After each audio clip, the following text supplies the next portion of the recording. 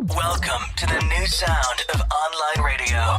Welcome to the sound of Universal Broadcasting Network. 'Cause you make me feel like I've been locked out of heaven. A mix of today's hits and hard-to-find favorites, combined with the most entertaining and intriguing talk anywhere. This is your sound.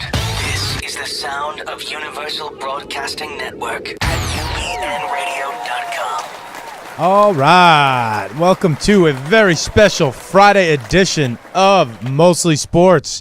I'm Mike Scavati. Jay Devlin. Jay, how we doing on a Friday? It's a yearly tradition now, Mike. Labor Day has pushed us to Friday, which is awesome because it's the Friday before opening Sunday Like perfect of time. NFL football action. Perfect timing for us. Perfect timing. I said thanks to Tony, one of the producers. I said, let's come in Friday, do a show so we could talk about what's going to happen this weekend and then have everyone tell us how stupid we are on Monday for our predictions or how smart we are. Well, that's this the year's only gonna be problem. different. That's the only problem. Like, we make our predictions on Mondays. We're not back again to the following Monday. People can forget how dumb we are. So do we. And so do And we. we come back and do it again. Yeah. But Yeah. now, 4 days from now, 3 days from now, we're going to be back in here, hopefully celebrating our picks. But we'll see. We'll see. Well, not a bad week last week with our picks. We're gonna be making picks every week. I think we were both 2-3 last week. I was 3-2, Mike. 3-2. You're the second person. So I got a text from somebody who goes, 1-4 on your picks last week, huh? And I'm like, look at Instagram. I was 3-2. Now you're coming at me with 2-3. 3-2, my What'd you friend. lose? You lost Texas San Antonio, I lost Texas San Antonio, UMass, and I won the other three. and you lost Hawaii, right? Hawaii won. Hawaii beat Navy, my friend. You got to look that Did up. you take Hawaii or Navy? I took Hawaii. I thought you were saying Navy was coming in fired up. No, well, if you look on Instagram, I have Hawaii. But my point of that pick was Navy has had a lot of trouble in Hawaii over the that's years. why you said they were coming back for No. redemption. No. I was saying they've had a lot of trouble. And we talk gambling, Mike. What self-respecting human being would ever take bet against Hawaii in Hawaii? Like, that's like rule number one of gambling. Well, they're a little off this year. So I was start. 3-2. All right. All right, we'll Everybody's trying go to back and check disparage the my tape. picks. That's interesting because I chalked that up right away. No, that's an easy one, Mike. Interesting. I was 2-3. I was very pro Hawaii, especially after Hawaii beat Colorado State on the road, coming back, feeling good. Hawaii, little secret, little tip, I'm probably going back to the island this week for another pick. Oh, So interesting. we'll see. I'm pissed. I ended up 2-3, legit 2-3. I'm mad because the whole time I'm watching the Arizona State game, I loved Arizona State this week. But for some reason, I put Arizona in instead because of my obsession with Khalil Mack, or not Khalil Mack. We'll talk Khalil Mack later. Khalil Tate, and they got boat raced in Kevin Sumlin's debut in Arizona. Absolute nightmare, getting smoked by BYU. Not coming Yeah, close that to was cover. rough. I mean, we talked about that game a little bit last week, and it's just another cardinal rule of gambling is never bet against 23-year-old, 25-year-old guys with grandkids. All right, BYU guys go on their missions. They come back. They're grown adults going against young kids. I'm never a fan of betting against BYU ever in any case in any sport. Yeah. All right. Well, we'll talk college football. We'll go over some of the other ones. Michigan State was an absolute disaster. Maybe I don't like them again this week.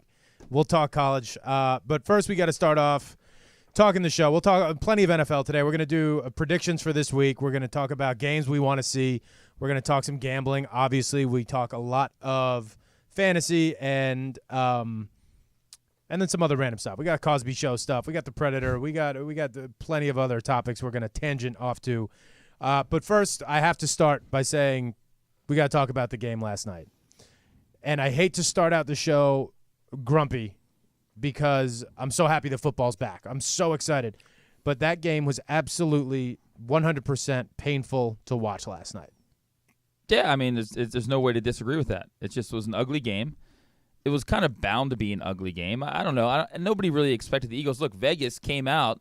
Line was 4, went all the way down to a pick. So Vegas had zero respect or faith in the Eagles. The Eagles had looked terrible. Falcons were getting favored by game time. It was one, Favored by game time. 1.5, depending on where you looked. So that's a huge. That's a line shift that you usually only see in college. Rarely do you see a line move 4, 5, 6 points in the NFL. It just rarely happens. So. Right.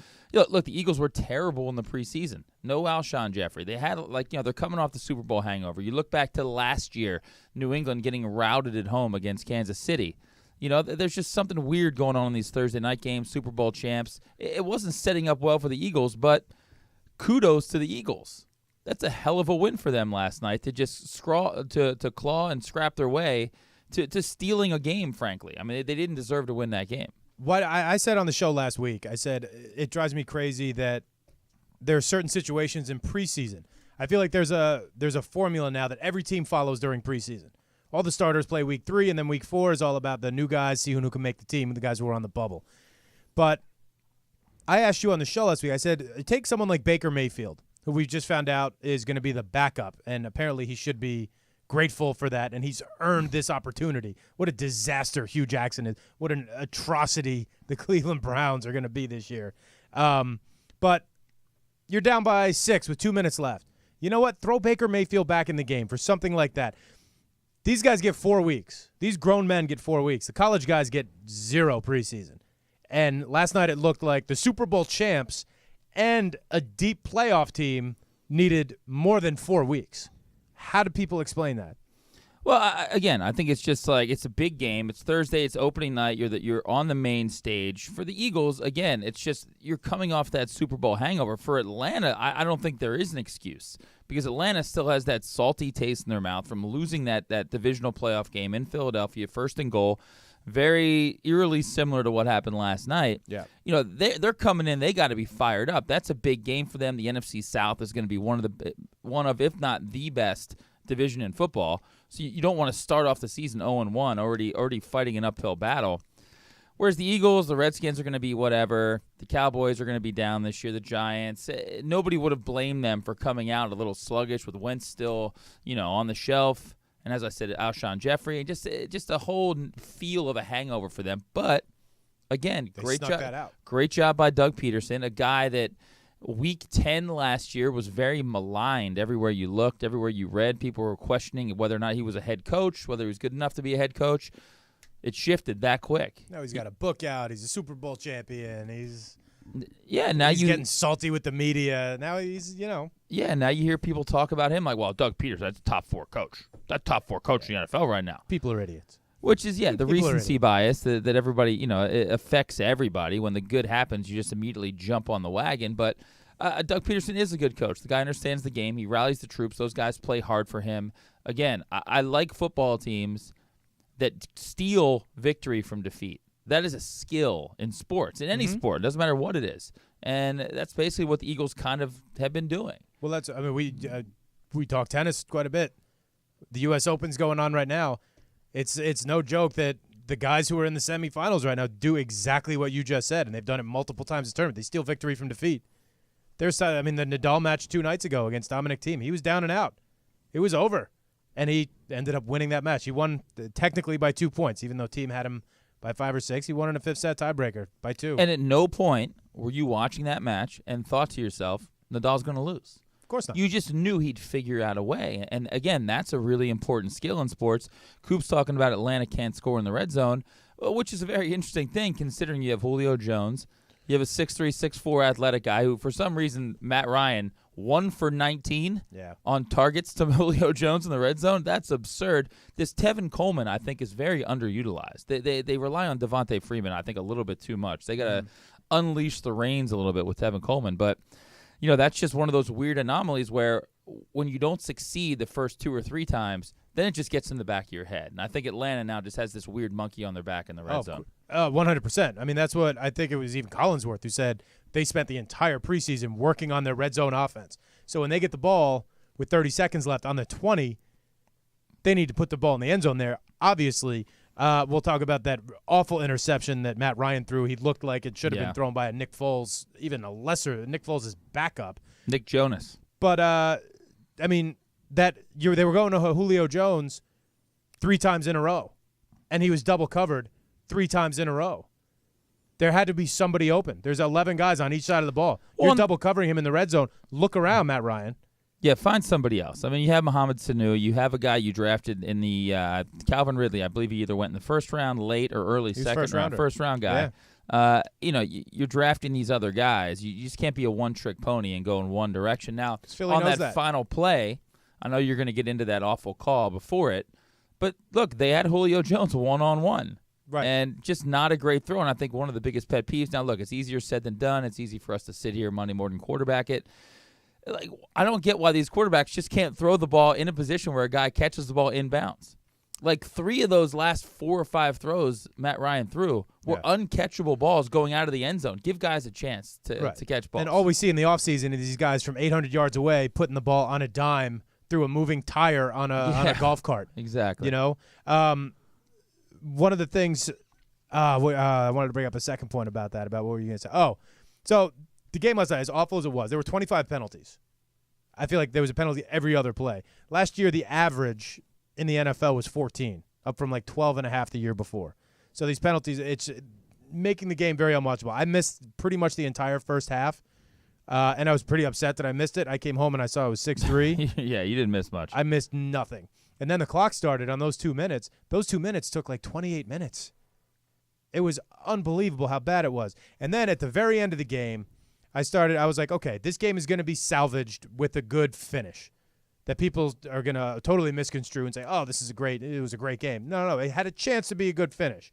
4th down, a ticky-tack foul away from the ball. It wasn't holding. It wasn't illegal hands to the face. It was something else that I said they're going to ruin this right now. If Atlanta scores, and for the record, I had Atlanta on the book.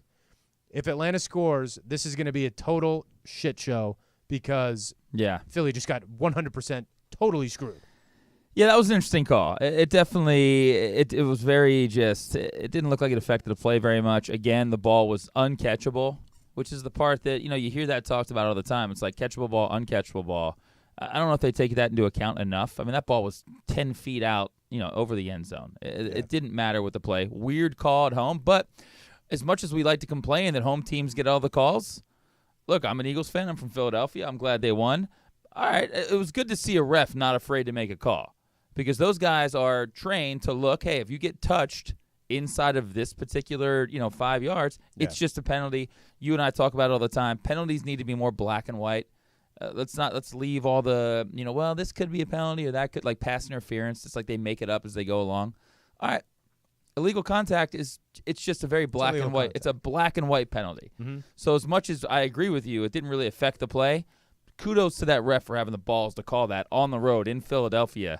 Where on 4th down, where if the Falcons score there, that guy is not making it out of the stadium. That guy is never invited back to Philadelphia. His life has changed forever, probably. Yeah, it was an interesting situation. There was no flow to the game. You know how much I hate the end of the NBA games when each team with the minute left has 7 timeouts and it takes an hour to finish this game with 0 rhythm. That's what I felt happened last night. They could call a penalty on every single play. I get 100%. That. But when we talked this morning, I said that the problem with the NBA or the NFL is they need to just simplify everything. Everything's getting so overly complex. Too many rules. It's way too many. I get what a neutral zone infraction is. There was a big neutral zone infraction last night. That's about as clear as it gets. I don't want to hear that there's a big neutral zone infraction. But when you're talking there was one game, it was last week in one of the college games about how there was an illegal man downfield because when the wide receiver comes in motion, but the tight end steps off the line and it does not go downfield, and I was just like, my head was spinning. Because, first of all, I didn't know how this announcer knew the exact everything with the rule. Basically, everything needs to be simplified. Just simplify everything. Yeah, okay? not a good thing. I know you tweeted last night about the Julio catch and the bobble. And, again, like they tried to fix that, right, like, over the offseason. And they made it worse. And they might have made it worse. It's just one of those things. They've probably bastardized it too much to fix it now. It's like Frankenstein. But they were supposed to. That's what this whole offseason was about, fixing that. And then they added the helmet rule. I mean, it's too much. That my thought last night, I said, I'm very curious to see what the ratings are because of the whole Kaepernick Nike kneeling thing.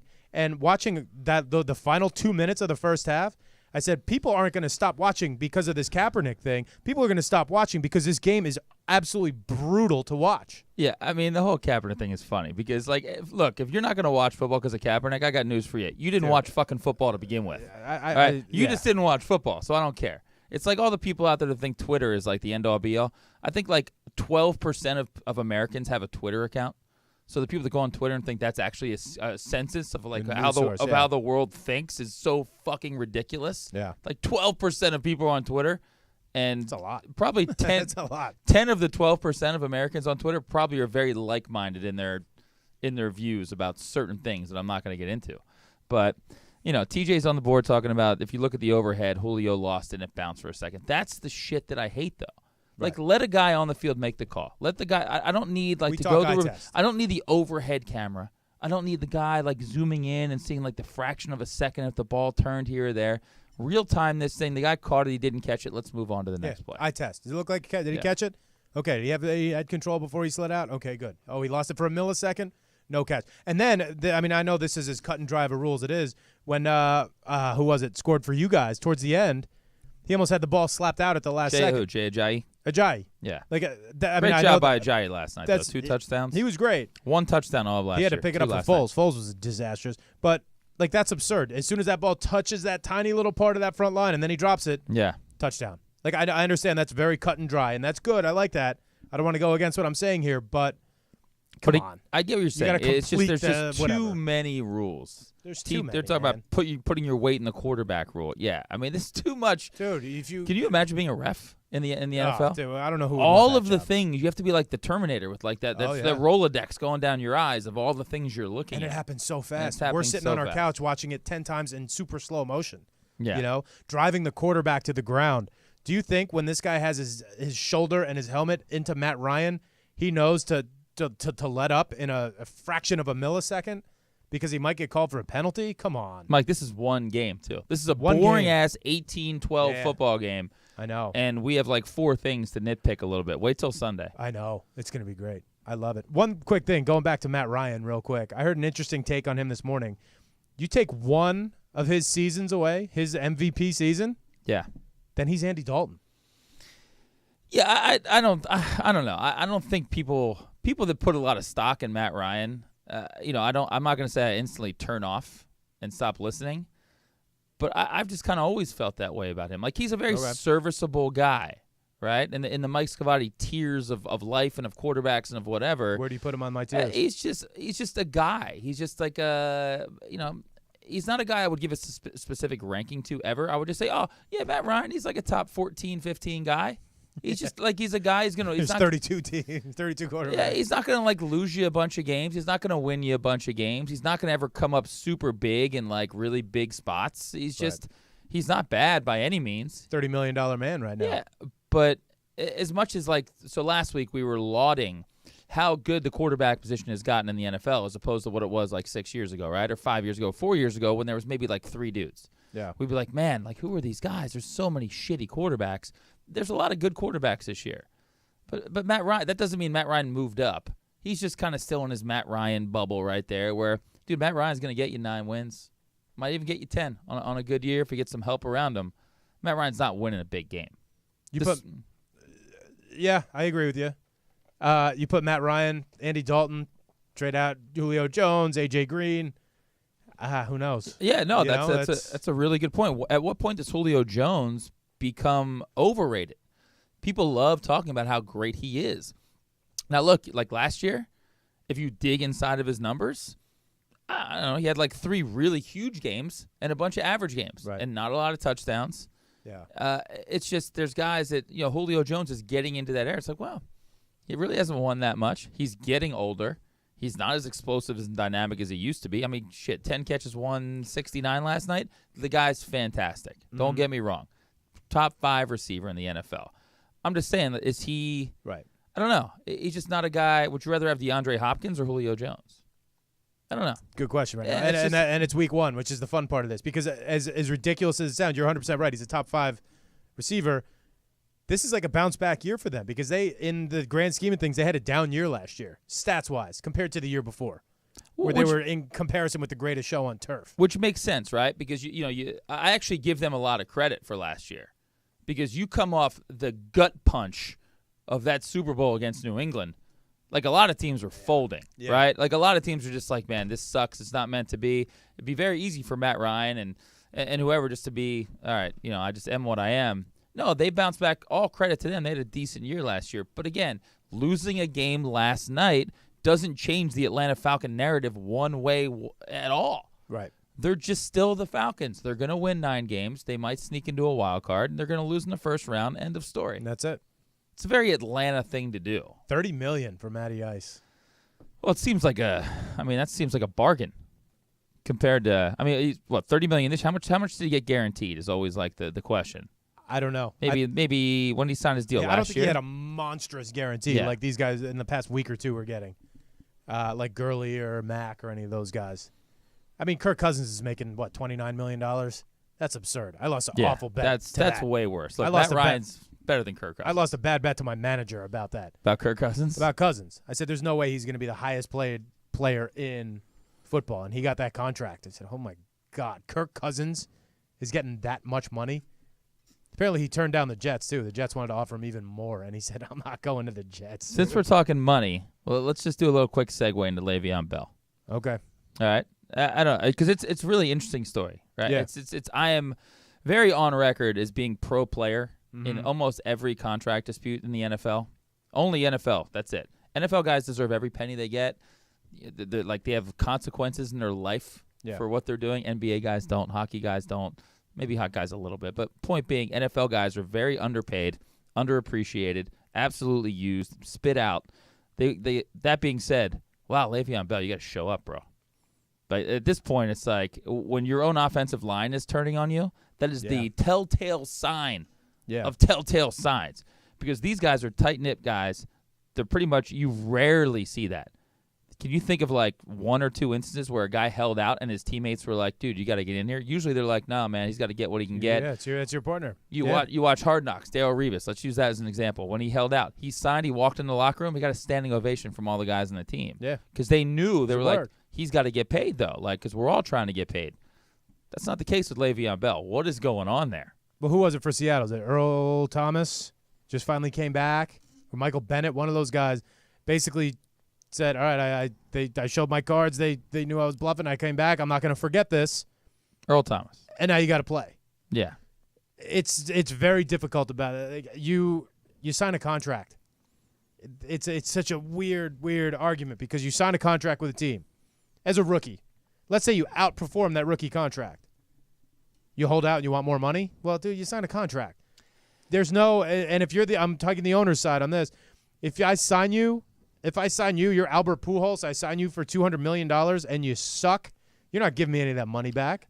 No, other sports, totally. I just think football guys, and these football guys deserve it. I rarely hold it against these guys for holding out. I guess it's more of a chemistry thing, and I look at the ecosystem around these guys. So when a guy signed, how about Odell Beckham when he signed that huge contract, right? Mm-hmm. He walked into the locker room. There's video of everybody losing their shit. They're so happy for him. Yeah. Right? That's a beloved guy. That means something. The locker room means something. Right. So when you're not loved in the locker room, it really makes me ask about 30 more questions. To go to basketball. That's the X factor. That's the X, but that's an important factor as far as a team goes. So that makes me think, what's going on with the Steelers? They might not like him to begin with. That offensive line in Pittsburgh, and this is on a total personal level with nothing involving tens of millions of dollars. They might just not like him. And then he does something like this, and that's all you need, and then say, F this guy. But that matters, right? Like how many teams, 9 times out of 10 you see a team succeed. All the guys in the team like them. Very rarely do you see a team not like each other and succeed. That means that team just has so much talent they can overcome something that generally is, chemistry is a very important thing. So, prop bets or whatever, if you're looking at the upcoming season, the Steelers, I don't know. They seem to have a lot of strife for a team that's been good for my entire life. I really can't remember like any shitty Steeler teams, even the Cordell Stewart era, the Neil O'Donnell era. Yeah, they're always there. Tommy Maddox. When he came from the the XFL, went to the Steelers and was actually like kind of decent. I don't know. It just seems like in the last 2 or 3 years, there's a lot of shit going on. Terry Bradshaw's coming after the coach. You got guys. The Shazier thing is sad. You got the guy last year that got mad for people for sitting out the anthem. I don't know. Yeah. I'm down on the Steelers, I guess is my point. I just don't like the chemistry of that team. I watched something about them. This is all going on always with the Steelers. They're the opposite of the Patriots. They thrive in chaos. Is that what you think? Mike Tomlin's regime. This is what he does. I feel like the Steelers always have something in the news about everything you just said, whether it's a player protest or fighting in the locker room or insubordination or people having a problem with Big Ben. Something. I feel like this is just a running theme with the Steelers. Todd Haley getting fired. And for some reason they make it work. Yeah. But you realize there was still a marquee top 5, 6 team in the league, but if all this stuff wasn't happening, would they be a 1 or a 2 team in the league? Well, no, that's an interesting point. It's an interesting conversation because when you think of, stability, like one of the first things you think of is like the Rooney family, right? Like that's just kind of in Pittsburgh, and no team in the NFL has really ever taken on the persona of its town more than Pittsburgh has. I mean, granted, last couple of years, very dynamic offense, putting up a lot of points, but that team is still tough, right? Like you still think of Always. the Steelers. It's a tough team, tough defense. So it's just, I guess it's just weird to see all this strife around them, and I think it has to break at some point. It has to go sideways at some point because it's unsustainable to have all this crap flowing around in your universe and keep winning, especially in a league as competitive as the NFL. Well, how's the Rooney's relationship with Mike Tomlin? I mean, Tomlin he's been the steady piece. Him and Roethlisberger have been the steady piece in all this. They got a Super Bowl. They're always playing for the championship. Couple. Yeah. So Rooney's might be saying, you know what? Yeah, we could deal with all this BS, keep it interesting, but we're always there at the end, except for that team, Do you think Le'Veon Bell plays miles. week 1? No. It doesn't seem possible at this point, 2 right? days. Zero chance he plays. I've heard a couple people Zero like, as long chance as he he plays. shows up, he's going to play. Zero chance he plays. Football's not that kind of sport. I don't think you can just show up. Yeah. I don't think football coaches allow that. I heard an interesting take, too. If he waits till like week 10, then when he comes back, there's some kind of clause that kicks in with the franchise tag that will make him a free agent after this year, and he only plays 6 weeks. He's not banged up, and he's going to get obviously premium value on the open market, which he'd get anyway, but with 10 less weeks of a beating that his body takes. Some kind of interesting clause with that franchise tag. That might be in his sights now because he's not playing week 1. He's not playing week 2. Well, yeah, I think once you open Pandora's box and sit out week 1, but here's the thing. Let's say they come out week 1 and they do well, right? They're playing Cleveland. All right, fair. But you say what you want about Cleveland, right? Cleveland has a good defense. I have one of them as my picks before. Okay, yeah, Cleveland's defense is really, really good. All right, Greg Williams is a good defensive coach. Everywhere that guy's been, that defense has been pretty solid. I'm just saying. Okay. Cleveland's defense wasn't. They were terrible last year, right? I wouldn't say they were 0-16 because they're D. Their offense was an absolute abortion. Right. All right. We agree on the Hugh Jackson stuff, all that stuff, right? Everybody is so down on Hugh Jackson. I'm actually rooting for the guy right now. But let's say Pittsburgh comes out this week, and they play great. And James Conner rushes 22 times for 135, and Steelers put up 38 and win 38-14. You're Le'Veon Bell. Does that make you want to come back immediately, or does that make you want to sit back a little bit longer? You're going to sit back and take that 10-week franchise tag thing off and go really? free agent. See, I would go the opposite way. These guys, we always talk about the ego on these pro athletes. We can't even fathom what like Odell Beckham or Kobe or Le'Veon Bell, even a Matt Ryan, who seems so grounded and down to earth. The ego it takes and the competitiveness to get to where they are is unreal. But at the same time, for that position of running back, they're a dime a dozen. There's going to be, people are going nuts for fantasy. Guess what? After this week, the free agency wire is going to be going nuts with guys that you've never heard of who made teams as a practice player. 1 or 2 guys got hurt. They go for 150 in their first game, week 1 or week 2. All of a sudden, they're Alvin Kamara. You know? Yeah, no, I do agree with that. I mean, we do agree that there's a lot of running backs out there. And But I don't know if he knows guys. He doesn't, but I'm just saying if I'm his agent and they succeed immediately, and James Conner, who was a fantastic running back at the University of Pittsburgh, like fantastic, one of the best. Is that the Terminator?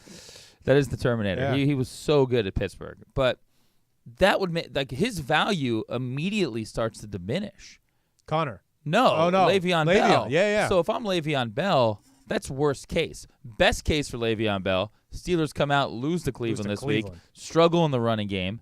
And it's like, yo, you guys need me. Yeah. So it'll be interesting to see how that plays out because that really is going to play into the storyline of what goes on in the future. Because again, if you're Le'Veon Bell and the Steelers come out and James Conner's great, you better get back in that locker room, man, because you're not making any more money on the open market if the Steelers are good without you. It just makes you look like they were right, You're part you of were the wrong. system. Yeah. Yeah. That's what happens. You got Antonio Brown running downfield, pulling those linebackers off that second wave. You break through that first, you're good to go. I mean, a lot of those guys could run with some of these monstrous lines. I mean, you always talk about the steel curtain kind of stuff. That's Pittsburgh. They're tough. Those guys, they're big. They're just tough. Steel. Like that's it. Well, what did we see when, not to do a 30-minute show on Le'Veon Bell, but D'Angelo Williams was one of the all-time great fantasy pickups or drafts, because this is not the first time Le'Veon Bell has sat out, the beginning of his season. Sometimes not by choice, sometimes because of drugs. I mean, the guy's suspended twice, so it's not like he has this sterling record, of showing up and always being there when the whistle blows. So, but D'Angelo Williams was fantastic all those weeks that Le'Veon Bell was out. So we'll see if James Conner comes in there and does a good job, because it's at a certain point, the Steelers are going to say, just cut the cord. They'll be like, all right, we're good. Go, yeah. We're fine without you, We're not going to get anything back. Just go. Every time you've sat out, we've plugged somebody in, they've been great. So, why would we want to deal with your BS? Yeah. We're coming up on that 10-week mark. We're 7-3. Good to go. And then, dude, flip side, could be a rallying cry. Like, this offensive line is pissed. It's not one guy on the offensive line. It's like the whole offensive line. Maybe they're like, fuck this guy. Well, we're going to go out and block like we've never blocked before for James Conner to show Le'Veon Bell that you're not that important. That's why they're in one of my picks later. All right. Yeah. I got some fun picks. You got some picks this week. I got some picks. Good. All right. So if you guys don't know, Jay and I are going to be making 5 picks every week. Last week was 5 college. Now we can mix it up. We could do 5 pro, 0 college, 3-2, 0-5, whatever. But we'll bring you those shortly. Just to do a recap from last week. Did you watch a lot of college football? I did. A ton. Good. Yeah. It was great. So did I. It was awesome. I was excited. I thought Utah State was going to take down Michigan State. That was close. 38-31. More Mormons, Mike. These Mormons, I'm telling you. Yeah. Anybody from the state of Utah is just fucking Utah State, weird. that's everyone who didn't get into BYU. It is, but they're still 30. They're still going on missions. Yeah. Grown men. They need 4 weeks. They probably need 5 or 6 weeks of preseason football. Maybe we should go on a mission. Last night. Let's you and I go on a mission. Yeah, and you know what the mission is? What's the mission? It's us going around in the fall to like Ohio State, Michigan. That's a mission. To LSU, Alabama, stuff like that. Florida State. Game I was watching, USC, UNLV. JT Daniels starting. Kind of short passes. Didn't want to open them up too much. 2 or 3 balls way downfield. Had an easy time with UNLV. 43-21. Just kind of like, all right. USC's got a monster game coming up at the Farm this weekend against Stanford. Huge test for both teams. Alabama rolled against Louisville. I don't think there was any shock about that. Yeah, that was the lock of the absolute century. That was one of my 5 How picks. that wasn't in one of our 5. But I did say I made that. Alabama first half, you did make that, was like the easiest money of the weekend. Yeah. Tua's going to be their guy. Yeah. He doesn't want Jalen to trade. Saban's playing a mind game right now. That's great. He said Tua's going to be our guy starting week 2, but we're going to use Jalen in whatever capacity he'll help the team. Meaning, dude, don't go anywhere. Don't transfer out to Florida State because they need you right now. Something like that. What did you think of Saban yelling at the sideline? I thought he was such an asshole. She didn't even ask the question that got him fired up. He was such an asshole. He apologized, a half-ass. These guys, when we talk about ego before. Do you think he was wrong? 100%. Really? 100%. Okay. She asked an innocent question. What is wrong with you? We don't know, but you're looking at it in a vacuum. We don't know the backstory because apparently she asked him that question like 4 times. Like literally just kept like pounding it away at him like Chinese water torture. Is. But everybody is. But when you're in Tuscaloosa, and this is what's interesting about this, you're not on a national stage. These a-hole reporters who are writing for like the Tuscaloosa Sentinel, who are making $14 an hour, Whoa, like that's pretty good pay down in Tuscaloosa. That'll get you a nice house. They don't want to poke the bear. Nick Saban owns that state. They don't want to poke the bear. Then all of a sudden, you get him on a national stage. People start drilling some questions at him, and he thinks he's talking to the Tuscaloosa Sentinel reporter. I don't think he cares who he's talking to. But that's the Nick problem. Saban. That's the problem. I don't think that's a problem. I don't think that's I don't think that's a problem at all. I mean, you got to treat everybody the same, right? It's not equality is equality. It's not selective equality. So I guess my biggest problem with the whole thing was like the fact that people were like so up in arms because she was a woman. Oh, that has nothing to do with it. Yeah, but if you read any of the talking heads, everybody was like, "That's you don't treat a woman that way." Oh, you don't treat anyone that way. Not even a woman. That's fine. I agree with that. I'm not saying he wasn't very nice about it at all. My biggest problem was if you're going to do a job, you do it as a man or a woman. You just do it. Yeah. So it didn't matter that she was a woman. Right. They qualified, which makes it even worse. The qualifying of it is so fucking stupid. If he had yelled at Tom Rinaldi, right, would it have been a big deal? It would have just been an asshole thing that Saban did. That's all it was. So the fact that he yelled at a woman made it this big deal, which I thought was absolutely stupid. Nobody's ever yelled at Tom Rinaldi. You can't yell at Tom Rinaldi. Yeah, he's tough to yell at, man. He's so calm and melodic. You can't yell at Tom Rinaldi. Bama has another easy game this week. Obviously, we'll preview all that stuff. Clemson rolled over Furman. Georgia, 45-0. Everyone's putting Georgia on upset alert against South Carolina this week. I don't know. I don't know enough about that. I got to do a little more research on that. I got to do more research, too. I'm very curious about the whole Jake Fromm. The name of the backup quarterback escapes me, but he was the number 1 5-star recruit in the country. Yeah. And I looked up his stats because I was curious how he did. And he went in. He did a great job. He's like a dual threat guy. Mm-hmm. Incredible. So it'll be interesting to see how that plays. Now, look, competition is very important in sports, especially in football, right? You show up every day, you play for your job, you want everybody a little bit on edge. That's the Belichick way. Yeah. That's the Saban way, and obviously that works. But I wonder when you create that environment and you're not Belichick or Saban there to really monitor it, if that could just crumble and eat up the entire team. So I'm curious to see just kind of how that all plays out. I think it depends where you're coming from. If you're Pete Carroll trying to pull that off, if you're Dabo Swinney, that just doesn't seem like that's your personality. I'd give Pete Carroll the nod. I think Pete Carroll could actually handle that. In a totally different way than a Belichick. In a totally different way, yeah. Correct. But, like, those guys can create that environment and make it sustainable. Are you a good enough coach to create people at each other's throats competing every day, but still keep them happy? And to make them each better by doing that. So, yeah, so the Fromm thing, and what again, Clay I Helton's can't doing. think of the Clay kid's Helton's doing name. that with 3 people at USC right now. And I wouldn't put Clay Helton in that conversation. Me neither. But we're going to see. We're going to see how Daniels comes out against Stanford.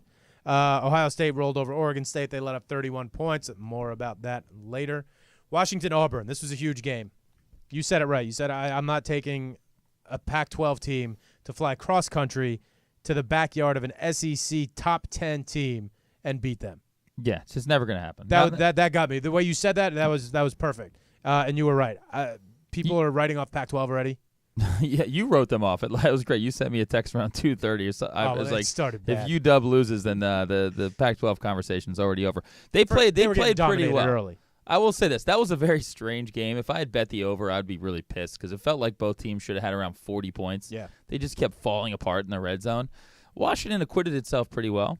I thought they played well. Browning was good. They had some dynamic guys, some really athletic guys at wide receiver. Gaskins, I believe, was a guy. They have a great running back. They played well. But, again, that's just not going to happen. Pac-12 teams going in the SEC. And this is the best Pac-12 team by the rankings right now. Washington's set to win the Pac-12. But you know who the best Pac-12 team is. Arizona State, dude. Stanford. Arizona State this year. They're going to shock everybody. You were all against Herman Edwards. I am obsessed with Arizona State. I'm going to die on that hill. They're playing Michigan State this weekend at home. It is going to be a battle. Oklahoma, I think, looked like one of the best teams. They're the quarterback. What's the dude's name? Kyler Murray. Kyler Murray, drafted first by Oakland, the Athletics, given $4.5 million. He said, "Nah, I'm gonna go play for Oklahoma." That's if you're ballsy. Oakland, you got to be sitting there right now thinking, "Oh Jesus, this guy. He's my Week 1 Heisman frontrunner. He just looked unreal." Yeah. If you're throwing for 4 bills and 5 touchdowns or whatever and he he just threw, looked ridiculous. FAU though, look, I was on the FAU. FAU wagon last week. I thought they were going to put up a little better fight. I thought they'd put up a fight too. Maybe we're like our guy, guy Bobby Hayden. Yeah. You and I were in Florida last year calling some football, and he was in our ear. The best athletes in the country out here in South Florida, blah. So you're like, oh, these guys are gonna go in Oklahoma, chip on their shoulder. They got absolutely manhandled. Like total embarrassment. Yeah, I was waiting for Kiffin to do something. Nothing. You said last week Appalachian State got a lot of run out of that 09 victory over Michigan. They almost pulled it off again. Lost by 7 in Happy Valley to Penn State. Scored a touchdown with I think 1:09 left to go up 7. Penn State quickly drove down the field, got the game-tying touchdown, got an interception in overtime to win it. Yep. Yeah, a lot. I mean, obviously, I'm from Philadelphia, so I have a lot of friends. One in particular, my buddy Kenny, who played football at Penn State. I was talking to him the whole time. It's interesting, right? So you go into that game, you're Penn State. People are talking about you top 5. You see people like Clay Travis put you in the playoff. Oh, they're going to be in the playoff at the end of the year. Then you barely squeak by Appalachian State, and you're so elated, like they were just really relieved. Yeah. It wasn't even relief; they were just happy. I don't know. That seemed like a warning sign. We'll see what App State does this week on the road in Charlotte. Oh no, But- I don't follow them now. Week 1. You're for them. out. That's You're it. out on app. That's what I said last week. Week 1 team since 2009, since they got that victory over Michigan. Every week 1, I check on them, and they've been great. You're right. They got a hell of a lot of run, but guess what? They just renewed it a little bit. They almost beat Penn State. Almost beat Penn State in Penn State. I guess it's a good fan thing. expectation is like the thing that is always curious to me, right? Like you're Yeah. Penn State, you should be like the. One of the best things about the game, the Eagles game last night, was they booed them going Yeah, off the going field into at halftime. halftime. I mean, that was fantastic. That's Philly. I love it. And I guess that's the difference between like Penn State fans and Eagle fans are not the same people. Like the Right. Penn State fans are like Branch Davidian, David Koresh, Jim Jones drinking the Kool-Aid. They're just in. Eagle fans like, what are you doing for me right Sure. fucking now? Yeah, what's the That's Philly? What's all the I Philly care. score right now? Which is fantastic. Yeah. So we'll see how Penn State And does. they this weren't week sleeping bounce on back. App State. I mean, this could be a great thing for Penn State. I'm going to say something Could be. about Ohio State later in one of my picks. Their defense let up 31 points. Guess what? That was the best thing that could have happened to that team right now. And for my picks. Michigan Notre Dame, featured game of the week. Oh God. Why? Ugly. So here's my question now, too. Nobody in all the post-game stuff I watched for 3 days after, nobody's talking about, okay, Notre Dame might be really good. Everyone, 100% of people is like, yeah, Michigan sucks. Harbaugh's got to go. He's 7-7 against top 10 teams and blah, blah, blah. When it's 30 degrees and that. Yeah, Harbaugh's having a tough time. He's not beating Ohio State. He's not beating Wisconsin. He's not beating Penn State. He's not beating Michigan or Ohio State. Let's move on from that. Let's talk about Notre Dame. They look pretty good. Yeah, every year I think that most of the country hates Notre Dame, right? So Yeah. it's 80% of the country hates Notre Dame, 20% loves Notre Dame, and those 20% are really just really fucking loud, and they make themselves seem like there's more of them there actually are. So I hate Notre Dame. I think you probably hate Notre Dame. Yeah. Most people hate Notre Dame. You want them to be bad. Every year they show up, they're good. Yeah. They're going to be like 9-1 at some point. They're going to have a USC game or a Stanford game in week 10, week 9 that's going to mean something. Yeah. And it's just what Notre Dame does. Again, we talk about year in, year out. Until I see otherwise, this is just what's going to happen This is every what they year. do. Join a conference. So, yeah. Well, they don't need to join a conference, though. They don't need to join the Big Ten. Get put up in that blender this year. That's going to be fun to watch. Well, if you're Notre Dame, you join the Big Ten.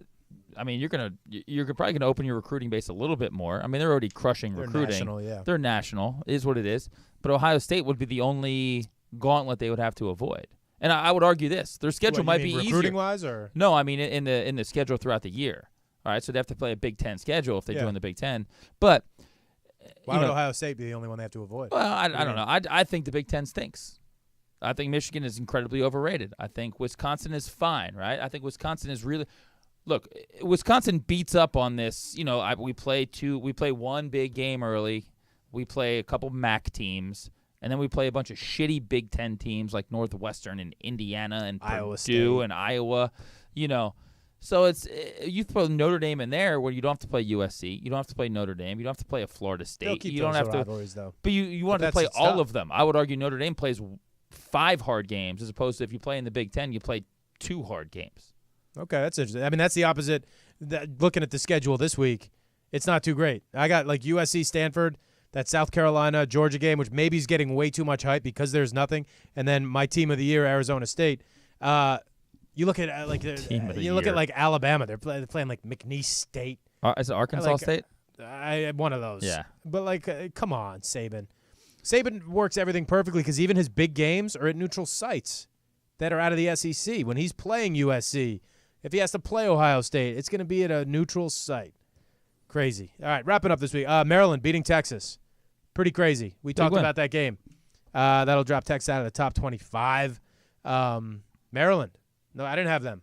No, I didn't either. I think I was definitely pro Texas. That line was pretty big. I know TJ was all over Maryland. Look, it's one of those things we talked about. A guy died, right? There's no other way around it. It is what it is. Guy died. It's sad. It sucks. How does a team respond? A team can respond one way or another. So kudos to that coaching staff. Kudos to that university for getting those guys focused and ready to play. Big home game. Opening game of the year, beat a top 25 team that's maybe not a top 25 team yet. Tom Herman, again, will turn that team around. But, yeah kudos to those kids, man. That's not an easy spot for them. SC's got Texas coming up next week. Bobby Hayden's team, Miami. Wow, what a stinker they put up against LSU. Final score 33-17, not even close to that close.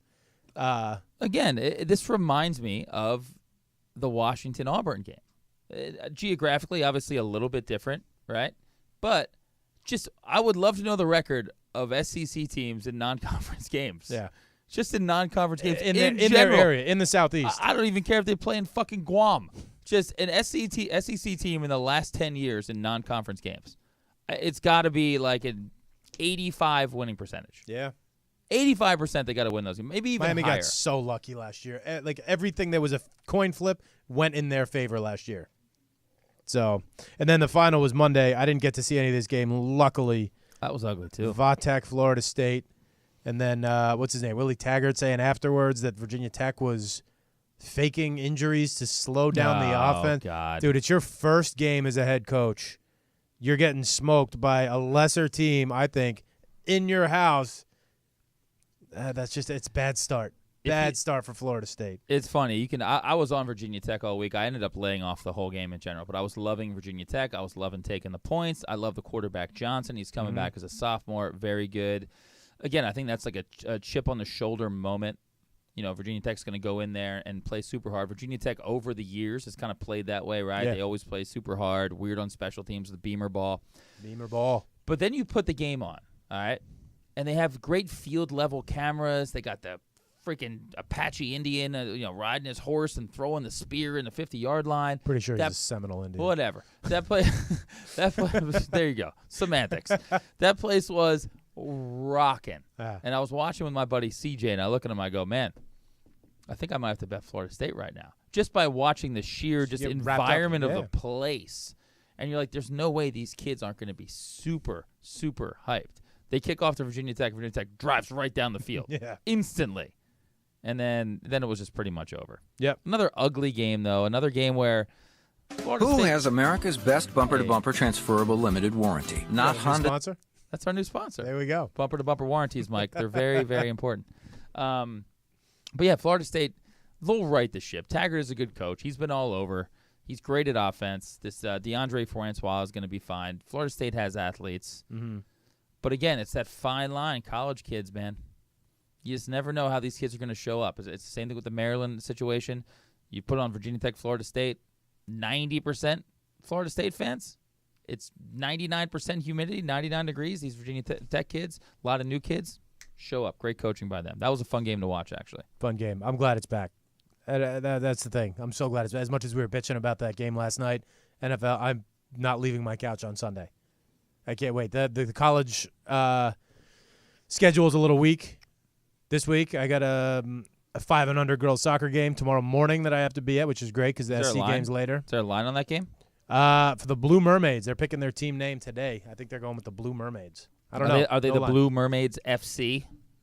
Yeah, what is all that stuff? It's got to be FC. David It's always Beckham an did his FC. Miami team, and it's something Miami CF something.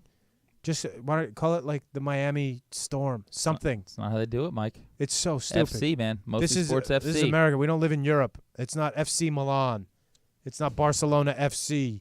It do something different. Don't keep ripping off everything. Nobody's watching MLS anyway. No. Jeez. Forget about it. All right. So, like I said, we're going to make picks. We're shifting to NFL. Some big storylines this week. Obviously, we talked Steelers, Browns. Coming in here, I was listening to some radio. People are going nuts about the Browns right now. I don't know if it's the Hard Knocks thing. It's almost like everyone's forgetting this team has won one game in the last 2 years. They're 1-31. Hugh Jackson might be the worst coach of all time, and it was very well documented for us with the way he ran his team for the 5 weeks of preseason on HBO's Hard Knocks. That line keeps coming down, that Pittsburgh line. I am on it all the time. Dollar cost averaging on the way down. It's going to be a blowout. Pittsburgh is going to destroy Cleveland. It's Cleveland. I'm loading up on Cleveland. Cleveland. I know you are. But it's Cleveland. You're going to click confirm on your bet and say, what did I just do? I just bet on a 1-31 team. Well, look, it goes against everything I always say, right? You got to trust your eyes, the eye test. Go with the trends. Like, if you've seen something happen over time, it's just probably going to keep happening until it doesn't happen. All that falls in line with everything you're saying. But the other thing is this. What trumps everything is when it looks too easy, Of course. it's not. But the public perception can run with stuff. This is what I've learned from the experts in football. Okay, 2 things I've learned. 1, these experts don't know any more than us. They can rip apart every stat, every flow, every this and that, and then at the end of the year, guess what? They're right around 500 with their picks. Yep. Okay, and then with your 10% juice, you're in the black or the red. You're not making any money. The other thing I've learned too is when it comes to situations like this, everyone tries to outsmart the room. Some of these things are so blatant in front of us. Sure, they don't work 100% of the time, or even 90% of the time. But I feel like in this, everyone, especially with sports radio, you need the clicks, you need to get the views. You want that hot take on why Tyrod Taylor isn't going to turn the ball over. Guess what? He might not. That's great. That's fine. Well, That's Tyrod one Taylor thing. in 31 September games with the temperature over 60 degrees has only turned the ball over 4 times. And, yeah, I mean, all these guys on these And that's shows you fine. talk about have all these numbers. That's everything I was listening to this morning. I don't even know what show it was. Oh, Tyrod Taylor, he's not going to turn the ball over. He's not going to give Pittsburgh a chance to get. Guess what? Pittsburgh's pretty effing good. We talked about this at the beginning of the show. It's a pretty good football team. And guess what? Cleveland is not a very good football team. You said before with this whole Le'Veon Bell thing, and I'll touch it again on this with the whole Jalen Ramsey, Odell Beckham thing. It's 11 guys who need to work in harmony at the same time. If one of them moves a little pinky, someone said last night, guess what? The whole team's coming back 5 yards. You know? So this seems too easy for me. And it's one of those bets that I'll make, and we make a lot of these, that I'm going to put on, and I'm going to say, you know what? If I lose because Cleveland won their first game in 2 years, then, hey, that's Then it. so That's be fine. it. I know? definitely agree with that. Like you said, one game in the last 2 years. You kind of got to ride it until they prove you otherwise. If Cleveland comes out this week and plays really well, maybe you reevaluate, how you bet them going forward. But until you see otherwise, I do agree with that. I don't know. I have a hard time betting against the Hard Knocks team. You live and die with these guys. Last year, we all loved Tampa. Which is going to get them a point or We two. all loved Jameis Winston. You love James. I loved Jameis, Yeah. man. He He knew was up in everybody. your Phillip Rivers strata. Yeah, he was great. And then, we're kind of feeling the same way about Tyrod Taylor right now. And Baker, I think Baker should be starting. I'm a big first-year guy. You start him right away. And I think this defense is going to be good. Love Todd Haley. I don't know. I'm in on Cleveland. I am. To my own detriment, I'm sure. Yeah. But it definitely makes Cleveland, like that Cleveland-Pittsburgh game will be on my TV at some point. Oh, absolutely. Just out of, morbid curiosity. Yeah. To see what happens. This is more than a curious game for me. This will absolutely be on the TV. I'm going red zone. The Chiefs-Chargers game is more of a curiosity thing for me. Really? See, that's like a marquee game for me. That's going to be like an up and down, give me the over, 35-31. Get to see Pat Mahomes off his back foot throwing it 70 yards. Phil throwing like a girl to Keenan Allen, who people love Keenan Allen, by the way. He's a top 5 receiver in most drafts. I like Keenan Allen, man, but there's a lot of Keenan Allen. The reason why this game piques interest, and Yeah. I should say interested, is I'm not going to make it one of my 5 picks. Mm-hmm. But I'm interested because, one, same thing last year. I was preaching for 2 weeks for Andy Reid with this much time in an opening game, and he ended up smoking Bill Belichick and the Patriots. But you love Andy Reid early. Andy Reid That's your early. guy. Andy Reid in That's your September guy. is the opposite of Bill Belichick in September. They're total opposites. And then you get to December, Belichick's at like 84% win percentage, and Andy Reid goes down to like 20. And that line's going up. But Over the reason, 3.5 now. yeah, the reason why I'm so curious about that game is so many people are picking the Chargers to make a deep, deep run Yeah. in the playoffs. Some are picking them as their AFC team to go to the Super Bowl. Now, did you even know that the Chargers are in L.A.? They play I right do here. Now. Yeah, I mean, now you do. Last year was definitely confusing. I still think people have no idea. Yeah, for sure, because you don't really know where most people don't know where they play. We do because we live out here. And, again, that you talk about the curiosity, you're going to tune that game in. Like, one of the things you're going to look for is please pan to the crowd because I want to see how many Chief fans are there. I mean, Chief fans travel pretty well. And how many people fit in that stadium? 25? Wow, like 9. No. It's like 20, 25, I Let's think. see. You have to look it up. I think it's like 20 something. Regardless, it's going to be, I would say, more Chief fans I than think Charger it's closer fans. to 25, but Yeah, it's probably closer to 25. But it's an interesting I don't know. I think year 2 they lost a lot of weird games last year, right? The Chargers lost like the field goal kicker. They had the Korean guy that missed a bunch of field goals They early. lost a lot of field goals. They were the opposite of the Hurricanes. And then they almost made the playoffs. So you look at these week 1 games, and it's not like college football where we say, oh, you got to win all your games. You lose, you're fighting uphill battle the rest of the way. NFL, we say week 1, let's not overreact. You always like talking about overreaction Monday. Look, Denver sucks. Oakland's going to suck. I don't care what anybody says. Both those teams suck. 27 at the StubHub Center. This is a huge game. Kansas City, it's Chargers, a monster game. This is going to come down when we're like it's mid-November, and we're looking at the standings, and one of these teams is a 1-game lead, but they have they won week. We're going to look back on this game. This is going to matter. This is going to have repercussions. So, this is in my top, maybe my favorite game of the week, if we're being honest. Really? Yeah. Okay. Interesting. I can't think it's of any gonna be a good one. Yeah. Yeah, absolutely. It's 100% going to be a good one. Another one I'm keeping an eye on: 49ers Vikings. Minnesota's really good. Yeah. They're really good all around. You got Kirk Cousins. You got Jimmy Garoppolo coming into town, who hasn't lost. So I think Minnesota's going to smoke them. It's -6.5 right now. That's a decent-sized number for a game that's supposed to be a good game. Vegas knows Minnesota's really good. And climbing. Yeah. Minnesota, Really new good. stadium, fired up. I think we talk about betting trends, right? One of the things you want to bet against right now is San Francisco. Because everything is just, they've won all those games. I don't remember.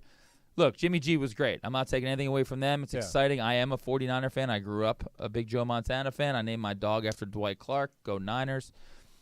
But they won a lot of close, meaningless games. Meaningless. Against an other operative word. really crappy teams, man. Yeah. And Jimmy G is not to compare it to Tim Tebow, all right, because he's certainly not Tim Tebow.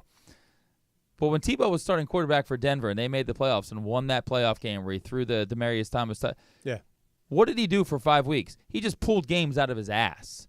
And that was like a skill that Tim Tebow had. Yeah. He'd be 11 for 24 for 116, but he would make the play at the end. But he to hit win Demaryius it. Thomas on the crossing pattern. Yeah, Jimmy G, now again, way better, not comparing the two, but Jimmy G kind of did that, which is why he has the buzz. He pulled games out. Mm-hmm. All right, now you have a whole offseason. You're coming in. This is like the worst spot for the 49ers. Oh, yeah. 100%. Because you go into Minnesota and you lose 35-14, and that defense just swarms, and San Francisco is like, oh, shit, Matt Breida and Alfred Morris, maybe not good enough. Marquise Goodwin is our number 1 wide receiver. Maybe this isn't good enough. You're about to be exposed for every weakness you have. Of course. So this coaching staff is going to have to rebuild really quickly, like confidence-wise, to get that buzz back. Because what's the over-under for San Francisco wins? Like 9.5? Yeah. Yeah, I don't know. Not feeling it. That's tough. People are picking them to finish second in this division. Over-under on this game is 46. I don't know if it gets there because Minnesota's going to have to put up a lot. Minnesota's a really, really good football team. Yeah, exactly. It's going to be those are the 2 games to me that will have repercussions. Like a lot of these other games are like, all right, you lose. Look, if the Eagles had lost last night, I don't think it would have been that big of a deal. Nobody would a good team. Nobody would have Playoff blamed team. them, and like the season would have gone on. Everything's fine. I think for Atlanta, that's a shitty loss. So you kind of look at, what matchups this week will have repercussions down the road. I think San Francisco getting trounced could be a major blow to their psyche, a chink in the armor. You're right. They got super high hopes. Super high hopes, right? And the Kansas City game as well. Those are the 2 teams that are going to battle for that division the entire year, and they're playing week 1. So one team will be playing from behind the entire year after that. Yeah. Another one I'm keeping an eye. These are all early games, by the way. So if you got to get red zone because these games are all going to be on at the same time. Texans Patriots. People are so sold on the Texans right now. They're putting Deshaun Watson up there with Brady and Montana and Rodgers and come on. And if we're going back to your day, then Y.A. Tittle and Sonny Jurgensen, all those guys, Jim Thorpe. Jurgensen, Bradshaw. So that's why I'm keeping an eye on this, just for even half of that. And then the other half is the Patriots. I feel like I say this every year, and I feel like I'm definitely going to say it again right now. Patriots seem a little off. They seem a little off in the beginning of this year. Brady's on edge. Gronk, what's Gronk at, 5%? That guy's never going to be above 10% in his whole life again. Chris Hogan is number 1. It just, something just seems a little bit, and again, I say this every year. Yeah. Something seems a little bit different about the Patriots. With that being said, Their schedule is going to be, again this year, an absolute total joke. They're going to play Miami, which could be the worst team in football. They're going to be playing a rookie team, a rookie quarterback twice in New York. That's 4 wins right there. And then they'll go 1-1 with Buffalo. They're going to have 3 bye weeks, because they win that division so easily, so early, that they just slow roll into the playoffs. They get that home field wrapped up so quickly. They get the real bye, but then they get the 2 byes before that. So that's what sucks, is they're going to be in the second round of the playoffs before we even know it. With that being said, something seems a little off. I would love to see the Patriots start out 0-1. Again, I think repercussion-wise, the Patriots come out, they lose this week, overreaction. Oh, Patriots. Totally. But it doesn't matter. They got blown out at home last year against Kansas City. Yeah. This year they have way more excuses to not be good. Mm-hmm. No Julian Edelman. Who's their number 1 running back? Is it Sony Michel? Is it Rex Burkhead? What are they doing with that? Gronk? Always a big question mark. Who's their second wide receiver? Chris Hogan. He's their number 1 wide receiver. Well, Julian Edelman's I'm out. saying Gronk is 1. Well, and then tight end. Hogan. I'm saying Yeah, wide yeah. receiver-wise. Who's the guy on the other side of the field that's going to get open? Philip Dorsett? I don't even know. Brady's 655 years old. There's always a lot of questions, which is great. But again, they will always right the ship for all those answers. So the New England story to me is just it's not really a story until October. Yeah. They lose this game to Houston is playing for everything Yeah. right now. They got a ton to prove.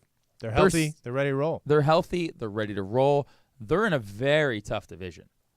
That Tennessee, Jacksonville, Houston, Andrew Luck back with Indianapolis division is going to be a dogfight all year long. There are going to be wars in that division. So if you're Houston, if we're keeping with the repercussion theme of week 1, more repercussions for Houston going forward this week as opposed to New England. New England can come out, they can win by 10, lose by 10. And they're still going to be New England's going to be New England. spot. They're fine.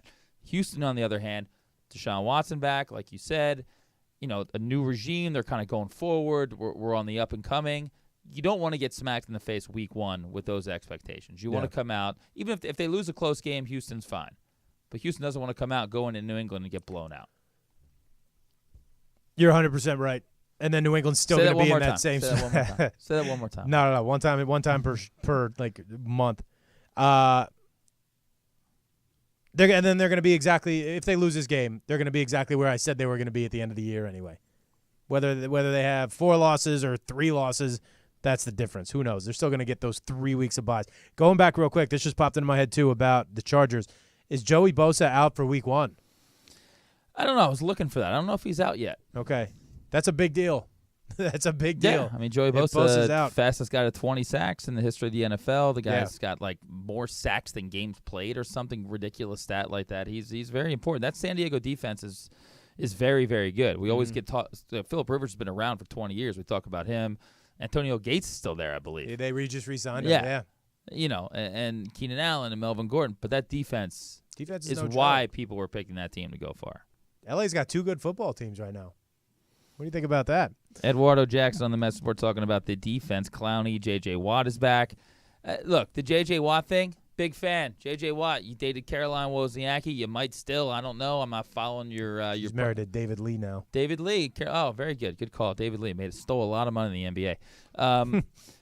J.J. Watt, it's over, bro.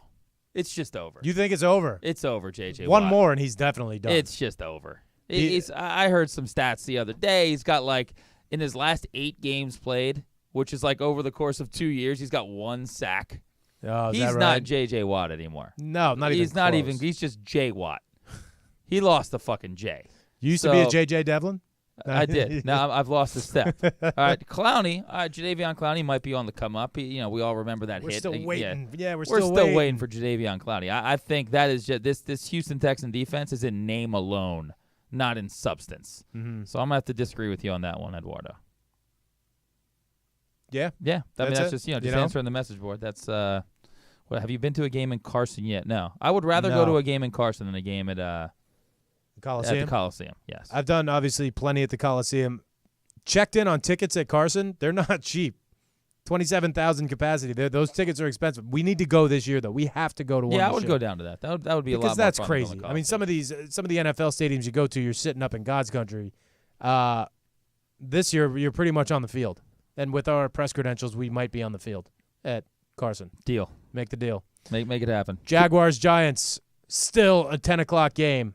God, there's so many 10 o'clock games.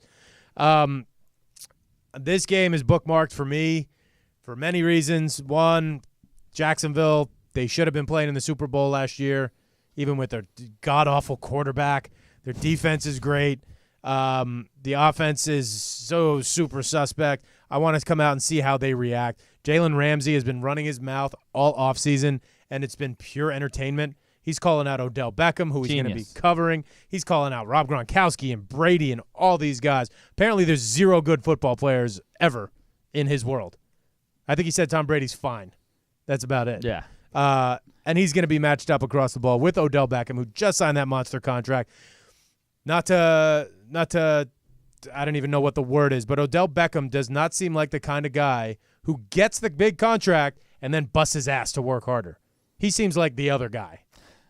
I'm going to do a quick shout out. I'm going to make a quick joke. Jalen Ramsey is the Jason Wilkinson of the NFL. All my Delco friends on the message board will get that reference. Jason Wilkinson thinks everybody sucks. But again, Mike, going back to what I said about Beckham, he walked into that locker room. Those guys went nuts. He's very liked. Yeah. In that environment, guys don't like you unless you work hard. Guys don't like you if you're just lazy. I think that's just a weird thing where we look at his hair and we look at the crazy shit he does, and you don't think he works hard. I think he works super hard. I think his teammates like him. You think he'll keep doing it after the contract? Oh, yeah, totally. I mean, that's like there's definitely guys, but I think those days are a little behind us, right? When you remember guys signing contracts and just dipping. I don't think guys do that as much anymore. Okay. I think guys are a little more aware of their quote-unquote brand, your favorite word. And they do. They want. He's got a big brand, and they want another paycheck. He doesn't feel like he's made it, especially coming off an injury. I'm high on the Giants this year. You love this game, right? You want to watch this game? It's gonna be fun. There better be a fucking split screen. Like I want to see the screen, and then there better be just on those two every 100%. single play, and that won't happen, but it should. They'll cut a lot in and out to it. Hopefully, I think it's going to be a Fox game. It should be every other play. It should be every other play. Because guess what? Get like 10. You know what? We're going to get 28 carries from Saquon Barkley. Eli's going to get sacked probably, 6 times? I mean, that's the X factor with this whole thing is Eli. Eli's old as shit, and he's still coming back. He's a 2-time Super Bowl winner. People write him up. People, is he Hall of Fame? Yeah, of course he's Hall of Fame material. This isn't even a conversation. But he's old. He doesn't like getting hit. He had one of the worst years a quarterback could have last year. How's this bounce back going to be? The Giants, they've made some moves in the offseason. Some great moves. They've made some. Everyone's going nuts because they signed Nate Solder. Guess what? You know why I'm not sold on that? Because the Patriots released him. The Patriots are really, really, really smart. There was something wrong with him if they released him. That's why I'm so skeptical about it. Very, very fair. But they upgraded everything. They upgraded their offensive line. They got Saquon Barkley. This guy looks like an absolute beast. You have options. It's not like when the Rams got Todd Gurley and everybody in the building knew Todd Gurley was getting the ball. They got plenty of RPO options. Eli has so much to do. Eli just has to be a game manager, and not to downgrade that term right there, but he just has to be a game manager at this point. Yeah, I said it a few weeks ago. My lock of the year was Giants over 7 wins. 7 is a push. There's no way with all that talent on that side of the ball they're going to lose 10 games. It's just not going to happen. Right. So I'm excited for that game. Jacksonville on the other side of the ball. This has a lot of like Ray Lewis, Trent Dilfer, those Ravens teams, especially that first Ravens team when Ray Lewis killed a guy and they won the Super Bowl. That was like watching 2 different teams. So like there was 3 teams in that Super Bowl. And 2 of those teams were the Ravens offense and the Ravens defense. Mm-hmm. There was a very divide. There was a big divide. It was very noticeable. Yeah. This Jacksonville team has a lot of that in it. And this Jalen, like Blake Bortles, if he comes out, they don't have a lot of weapons. I like Keelan Cole. They lost Marquise Lee. Marquise out. Their wide receivers, D.D. Westbrook, Keelan Cole. We'll see. I like Keelan Cole. Leonard Fournette, fantastic last year. Mm-hmm. Not a great catcher of the ball out of the backfield. Blake Bortles obviously is Blake Bortles. I don't know. This offense comes out and sputters, and Jacksonville wins a couple games, 13-10, 10-7. We're going to see some fireworks down there, especially with Ramsey because, as you said, he's not keeping his mouth shut. Right. So that's going to be some good theater down there. It's going to be great theater. And, I heard some interesting takes from some of the guys. They're chirping. Some of the defensive lineman guys are, saying, like you talk about in Pittsburgh, the offensive line is kind of coming against Le'Veon Bell, some of these guys are telling him, they're saying, dude, so that gets you fired up to go one-on-one with Odell. You're chirping about how he's no good and this and that. Guess what? Putting those target on everybody's back, we're a team. You can put the target on your back. If that makes you better, that's fine. But let us do our thing. That's not helping us. They already got a target on their back. They should have been playing in the Super Bowl last year. They had a chance. I remember I was sitting. They finally let us go from the hospital after Dylan was born, and they said, you guys are finally ready to go. Get out of here. And I told Jed, I said, sorry, we're not leaving. There's a couple minutes left in this game. We're going to hang out at the I'm hospital. going to stay and watch this game in the hospital because I would have missed it if I was driving home. And that game was a disaster for them. It was a disaster for them. Their offense sucks. And the expectations are high. And again, so that formula has a perfect formula for a total nightmare. Total for them this nightmare. year. And they could still. That's the thing. They could still win games because that defense is going to be fantastic. So they're not going to come out and just be awful and start the season 2-6. They're still going to win games. I like the matchup. You talked before about some of these matchups. Jimmy G going into Minnesota. I love this matchup. This is a good test for Jaguars. Keep in mind the Giants were terrible last year. People are just going nuts about them because of the moves. They've made a couple decent moves. Well, they're We're healthy. seeing if they gel. They're healthy. We'll see. The We'll best see how they do. ability is availability, Mike. Oh, there's the cliche. There it is. The best ability is availability. They have guys available. Eli was throwing it to you last year by week 15. Yeah. So Open tryouts. It's just I feel like the groundswell hasn't started yet for the Giants, and it should be. Yeah. And I think by week 3 we're going to look back and say, man, how come we didn't see this coming? Because they had X, Y, Z, and all this and that, and a new coach. And my overbet saw it coming. Same but with you. it just doesn't seem like something people are talking about. And I Yeah. think by week 3, week 4, we're going to look back. Giants will be 3-1, putting up some points. Saquon Barkley's going to be really good. And it's going to be like, yeah, this was obvious. This was going to happen. It'll be, and then it's Giants Eagles a few weeks in. We say this is going to be great theater. Sunday night, Monday Night Football. Bills Ravens. I think this is still 10:00 games Pacific, 1:00 East. I think the Ravens boat race the Bills. That line's 7.5. That little hook going in Ravens' way. I just think Buffalo's terrible. They don't know. They have zero quarterback situation right now. They don't know who's starting. Is Jake Allen starting? No, so Peterman's starting. So the fact that Josh Allen couldn't win that starting job is terrifying. Yeah. If you're a Bills fan, it's absolutely. People can remember very succinctly Nate Peterman playing against the Rams last year and throwing 5 picks in the first half. Mm-hmm.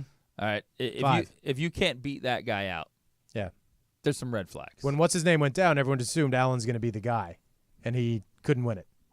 Buffalo not trending in the right direction. People that drafted LaShawn McCoy in your fantasy draft, I apologize to you. I want to see where that because he is line going to by week 4 he's going to quit. He'll have some kind of mysterious hamstring that keeps him out for 9 weeks. Shady? Yeah. Yeah. LaShawn McCoy, very talented guy, but I don't know. I don't know if I trust him to show up every week for a bad team and play hard. Well, he's going to be carrying the ball 25, 30 times too. And taking a beating because they're going to stack the line. He's basically the only thing they have to stop defensively. I mean, that's the Rams 2 years ago with Gurley. That might be the worst game of the week. The Rams Bills game. I think the Rams game will be the worst. You think? No, not Rams. I mean Ravens Bills. Ravens Bills. Any also, game with I the think Bills Titans, is Dolphins. the worst game of the week. Titans Dolphins, I think, is going to be pretty bad. I disagree. I'm excited to see the Titans. I'm high on the Titans. I want to see Mariota. That's why I'm checking in on it. It's just to see Mariota. Mariota, every year I feel like he's been in the league 3 years. I feel like for the last 12 years, everyone's like, dude, this is Mariota's year. He's going to have a big year. He's definitely that guy. He needs to light this right up. about that. He needs to light this up against a god-awful Miami team. But Miami, tough place to play.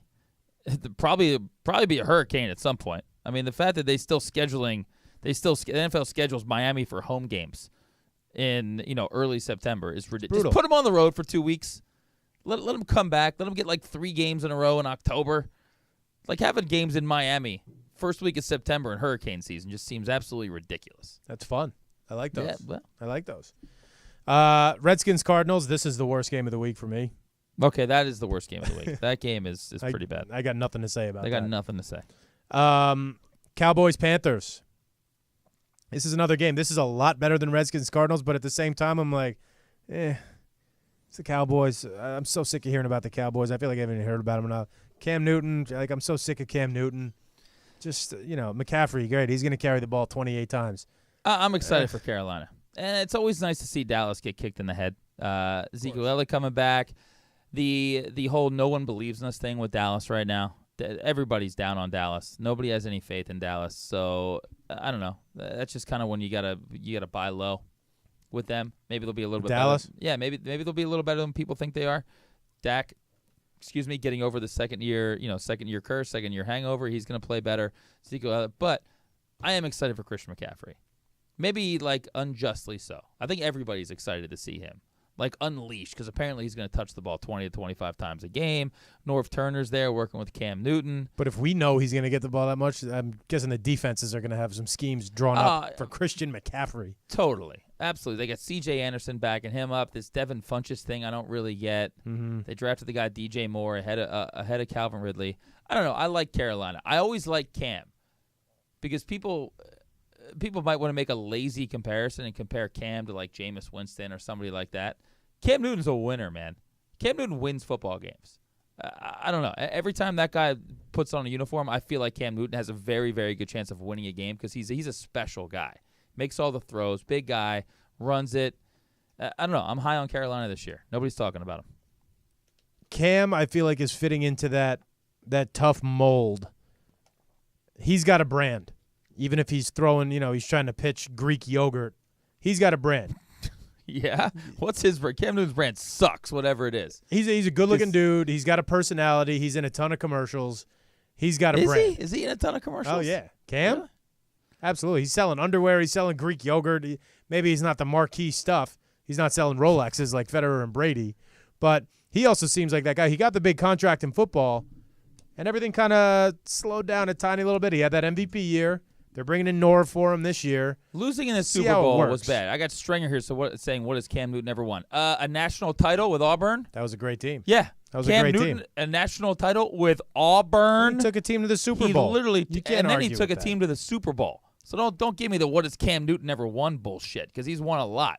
Cam Newton football teams are always good. They always win more games than they lose. So he's a winner. I think Cam Newton, that Super Bowl kind of put him in a really bad light because he was such a sore loser after the game, because they should have won that game. That was a terrible loss, losing to John Elway in Denver. That Denver team was abysmal. So I don't know. I'm big on Cam this year. I'm big on Carolina. I think they're going to be pretty good.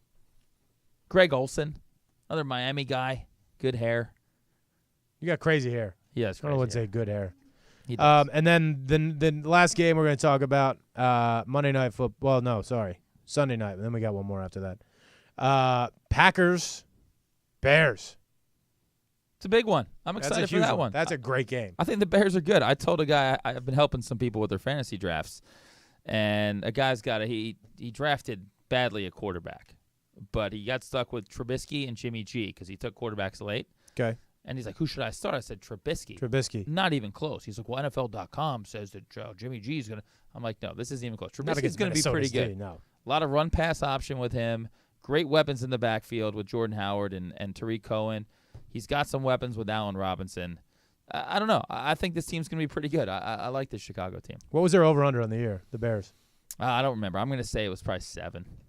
Yeah, 7.5. Yeah. Probably you got to pay a lot more now because Khalil, that's huge news. Yeah, the Khalil Mack, huge. But on the flip side of the ball, everybody's saying the Packers, Aaron Rodgers healthy, this team's got to go to the Super Bowl. Rodgers needs another one.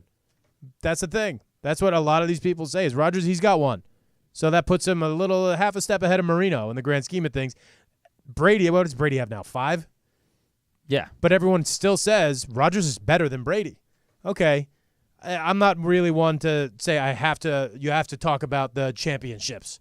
You know, that Dan Marino is still a top 3 or 4 quarterback in most people's eyes. But, Jordan LeBron, that's a whole comparison with championships. Rodgers, everyone says is a better quarterback than Brady. But when you have 5-1, it's kind of no contest for me. This is a big year for Green Bay. I was up there a couple months ago. I'm kind of drinking the Green Bay juice. They're so excited about it. Hard not to drink that juice. The Green Dude, Bay it's juice great. is It's even when awesome, Don man. Majkowski was quarterback, you were drinking the Green Bay juice. They're just a fun team, man. Yeah. I've said this many times on the show. We talk, New York is the best sports town. Philly's the best sports town. Boston. No, you know what? People up there literally live and die with the Packers. Work on a Monday in Green Bay is abysmal, they said, when the Packers lose. Yeah, it's You're also in Green Bay. Coop was asking her, and Coop mentioned Trey Burton. TJ mentioned Anthony Miller for the Bears, both guys that could have big years for the Bears. But on the Green Bay side of the ball, the Jimmy Graham thing is probably the biggest question mark for me. Doing some drafts, talking to a lot of people, he's got like you either love Jimmy Graham or you hate Jimmy Graham. some people are like, he's got Aaron Rodgers, he's got a great quarterback, and then I'm like, he had Drew Brees and Russell Wilson. Like, Yeah. he's never had a bad quarterback. He just kind of disappeared a little bit. Disappeared in Seattle. So let's blame it on Seattle is kind of my take on the whole thing. He was great in New Orleans. He left. Darrell Bevel, terrible offensive coordinator. For some reason, they couldn't figure out how to use him correctly. They couldn't fire Bevel. I don't know why. That guy stuck around for way too long. I don't know. I just think Jimmy Rogers or Jimmy Graham's going to have a huge year. Call me crazy, but I don't think 8, 9, 10 touchdowns is out of the realm for him if he can stay healthy. Because Aaron Rodgers knows how to find tight ends. He uses tight ends. Devontae Adams can be very good. Defensively, we'll see what happens with Green Bay. Those are weird games. It gets cold. There are going to be a lot of cold weather games in Minnesota and Chicago and in Green Bay, where I think defense kind of takes care of itself when the weather's that cold. Mm-hmm. You don't have to have the best guys. You have to have guys that are tough that can endure 10-degree weather. Right. So we'll see. Running back wise, again, running backs grow on trees.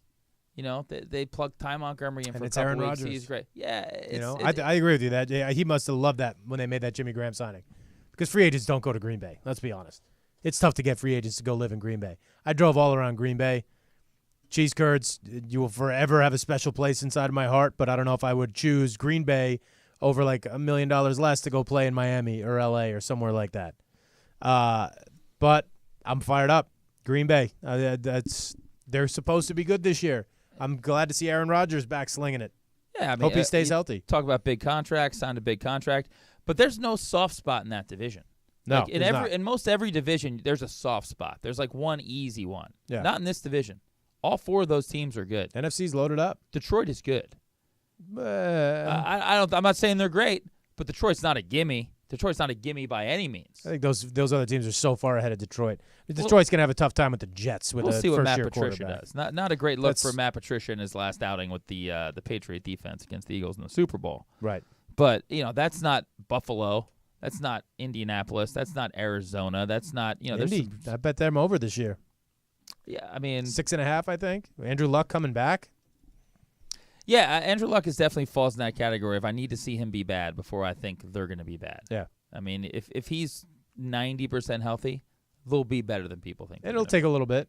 I listened a while back to that first couple games when Brady came back after he got hurt in the first couple games. Jordan came back, and all these are the best athletes in the world, and it still takes them a little bit. So for those of you guys expecting Andrew Luck to throw for 404 tomorrow, I think he might Sunday. though. I have him in a DraftKings lineup. If he does, I mean that's great. I took their season total over this year for sure. Yeah, I think in DraftKings you're foolish not to have a T.Y. Hilton. If you're making multiple lineups, you better have a T.Y. Hilton Andrew Luck lineup. I haven't put together any dailies yet. I'm going to do that tonight when I get home for Sunday, and then tomorrow for Sunday. I want to get involved as much as possible. Yeah, I mean you go down that DraftKings wormhole. People, how many lineups you making? And I'm very steadfast. I'm going to make like 3. Yeah, I'm going to make 10. Oh, so am I. Because you make 3, and then you left off like a dude. You left off T.Y. Hilton. Oh, like, shit. Shit. Oh, shit, I got to get this guy. I got to get this guy out. And all the running back stuff opens up. Le'Veon Bell finally gets ruled out. Oh, James Conner, 85% owned because he's $4,500. Right. Mike Gillislee stepping into the Mark Ingram role down there in New Orleans. Mm-hmm. Rex Burkhead, pretty cheap. I don't know. Rex Burkhead for $4,200, I think he is. That's pretty good. Gives you a little leeway to go buy something. Sneaky one. I love the Cleveland defense. They're the cheapest defense on DraftKings, $2,000.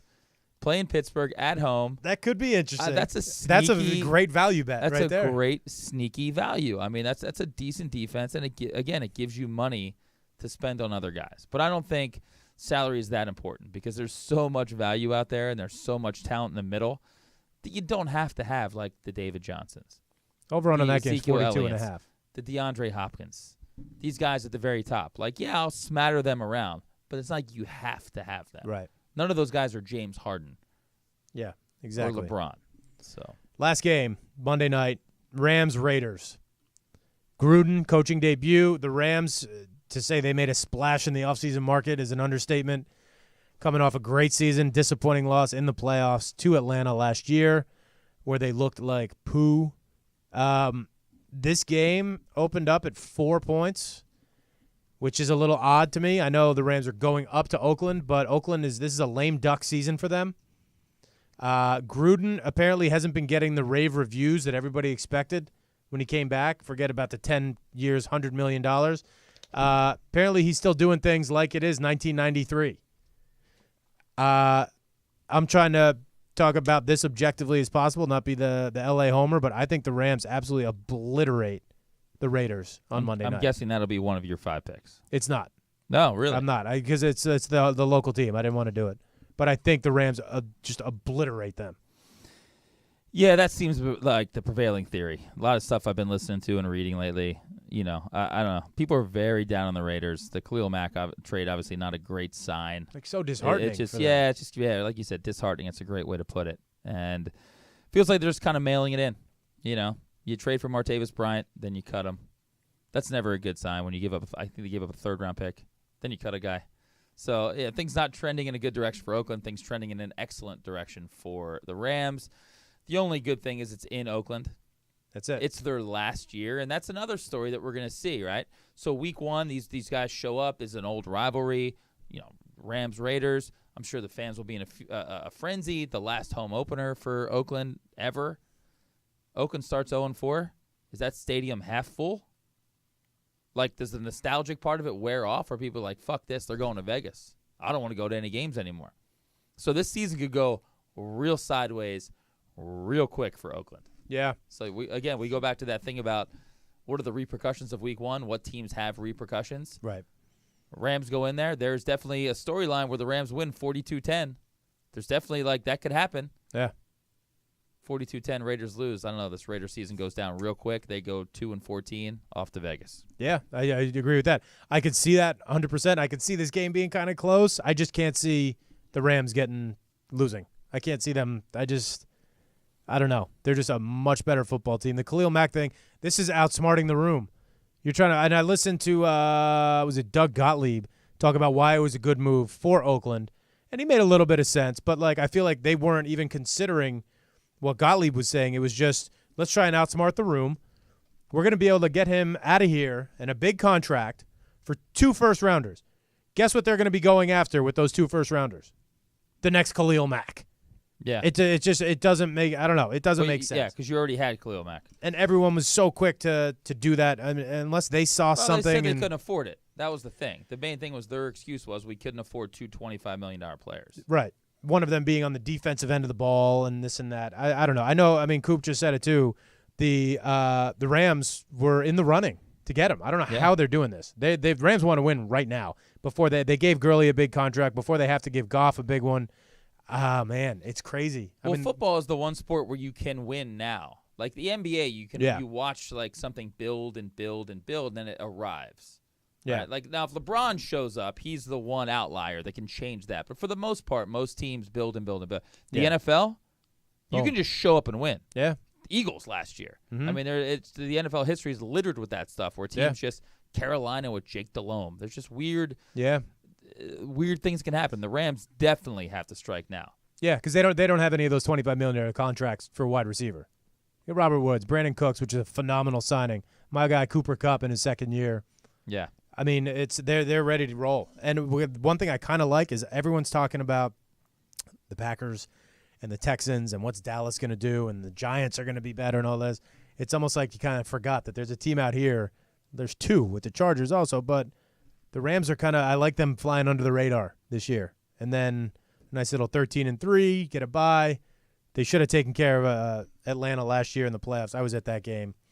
It's a bummer. Let's make our picks. Let's do it. That was good. I'll let you start it off this week. Okay. Oh, also, real quick stat that I saw. Turnover margin. This is weird. I meant to bring this up with Tyrod Taylor, how he doesn't turn over the ball. Turnover margin in the NFL over the last 10 years. If you win the turnover margin by 1, you have a 64% chance of winning. You win the turnover margin by 2, it goes up to 84. By 3, 93% of the time you're going to win. So they're going to need to force Tyrod a few fumbles, a few interceptions. Pittsburgh is. All right, you want me to go first? First. I am going with my adopted, just this year, team on Saturday. I loved them week 1. I love them week 2. Getting 7 points at home against Michigan State, the Arizona State Sun Devils. Yeah, that seems like a weird line because that line is moving towards Michigan State. Mm-hmm. I think it opened at 4.5, and it's up to 7.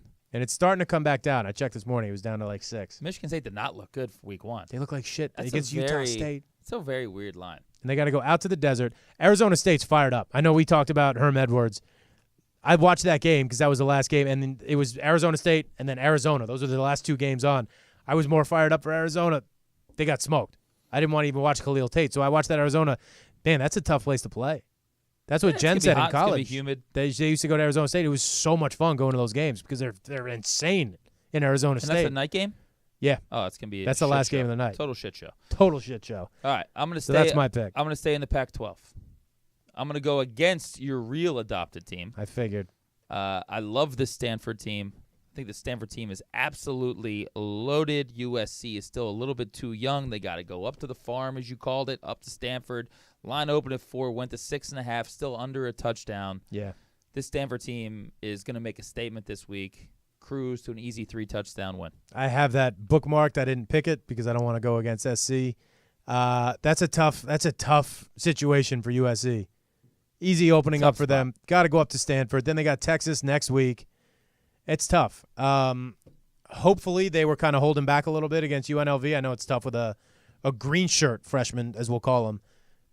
You're not going to let him Coop. loose in game That was one. a Coop. Coop came up with Coop. the green. Yeah. What did I say? I said blue shirt. He said green Green shirt. shirt. Yeah, I like that. That was good. He's a senior in high school. He's starting for USC.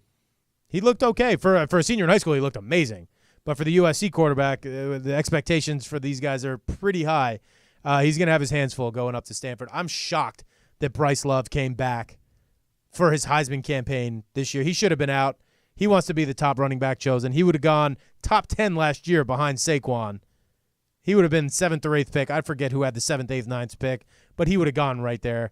I was pissed to see he was coming back because this game's totally different if he's not there right now. You're My up. turn. Second pick, sticking with college. I'm going Ohio State minus 35 against Jesus Rutgers. Christ. Yeah, I wanted to pick kind of a random game. Last week, Ohio State led up 31 to a god-awful Oregon State team. They're going to fix that this week. Rutgers isn't going to score. I'm going to look at like a 56-0 game here. Ohio State will absolutely destroy Rutgers. They're going to fix everything that led up 31 points last week. All right, last week I was really big on the dogs. I think I took 4 dogs. 2 favorites to start out. I'm sticking with college, 3 pro games after this. I'm going to stick with my anti-military stance with Navy. I'm pro-military, to be honest with you. I love the military. Shout out to our guys.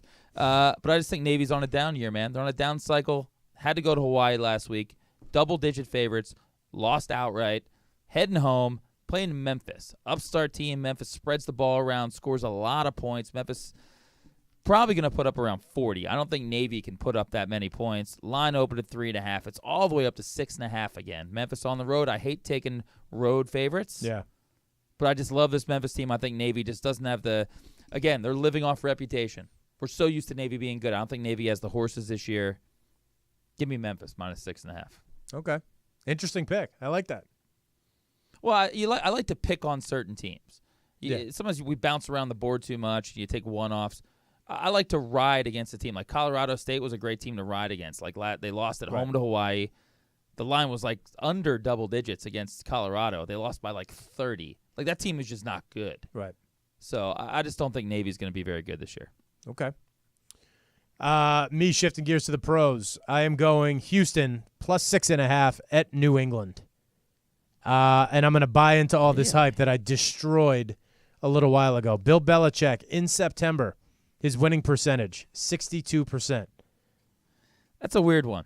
Of It's all a- the it's a games weird in the one. NFL to pick, And that's why, I wanted to get a little weird. I don't hate it. And I got another weird one after this, but or for my last one. I'm going to buy into the hype right now.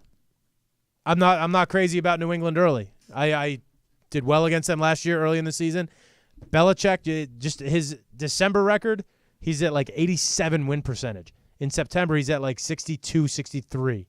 I think Houston needs to come out firing, and I like Houston in this situation. It goes against everything I said before, but I like Houston. Everybody's putting Deshaun Watson up with Rodgers, Brady, Breeze, and Russell Westbrook or Russell Wilson. Let's see. He's got a lot to prove. Let's see. All right, I'm going to stick with I think I'm going 4 favorites and 1 dog this week. So I'm going to stay on the favorite train right now. This one seems really easy to me, which is a kiss of death for sure. Give me the Vikings at home. Again, 6.5, under a touchdown, new stadium, everything to prove. I think this 49er team is going to be good. They're a little bit of a fraud. They're a little overvalued right now. This Minnesota team might be a little undervalued, even though everybody's loving them. There's still whispers, Kirk Cousins, see what happens. I don't know what they're going to do. Yeah. I don't know. Thielen, Diggs, Dalvin Cook, an incredible defense, Kyle Rudolph. That place will be in a frenzy. Give me Minnesota winning by 2.5, 3 touchdowns, minus 6.5. I have that one. That was my bubble. That one and the Giants were on my bubble. Didn't make it. Saw an interesting stat. Jacksonville, 4-4 on the road. Terrible offense. Giants, but Giants are still bad. Minnesota, I love that too. Here's the scary part. We talk gambling. I don't know why that's at 6.5. Why isn't that hooked the other way? Why isn't that a 7.5 point game? You know? That's why are they scares me a baiting little us bit. in? Yeah. But you're laying a little extra juice. It's minus 115, so you're laying a little extra juice. So it's probably is closer to 7. It's still 6.5. Yeah, minus 115. Well, that's not much tease. more. That's total tease territory. 6.5. You tease them down, take Minnesota outright, and pair them up with, with the Rams. Yeah. Something like that. But that's a different story. There's 3. What do you got? What's your 4th? I'm sticking with the Steelers, man. Riding in this morning and listening to everything yesterday. Oh, Cleveland's got a real shot here. It's Cleveland.